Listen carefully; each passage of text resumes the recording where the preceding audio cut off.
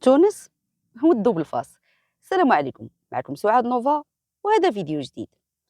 شكون كان يتيق أن تونس اللي كانت مدرسة سياسية وثقافية مستقلة تولي بهذه السرعة امتداد مباشر للقرار الجزائري، لا سياسيا ولا اقتصاديا، وحتى الإعلام ديالها رجع نسخة طبق الأصل من حملات الدولة العميقة في الجزائر ضد المغرب. البرنامج اللي بثته القناة الوطنية بخطاب عدائي الوحدة الترابية المغربية راه ما كانش صدفة، بل جزء من هجمات يومية وتحركات استرزاقية تتجر تونس للورطة بلا حتى فايدة. وحتى مهزلة التمور كشفات لينا الهشاشة ديال القرار، كيمنعوا التمور على المغرب، من بعد اضطروا انهم يعاودوا يصدروها باش ما تبقاش ليهم في المخازن.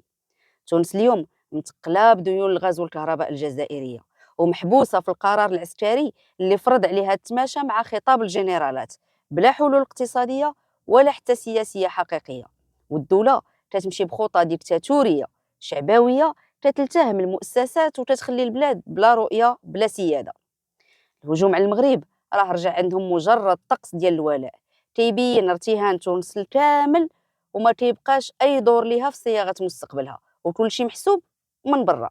اما المغرب فراه ما تدخل لا اعلاميا ولا سياسيا لسبب جد بسيط: انهيار تونس ماشي ملف مغربي، بل نتيجه مسار اختارته القيادات ديالها فاش حطات رقبتها في القبضه ديال الضغوط الخارجيه بدل مواجهه ازماتها الداخليه بشجاعه.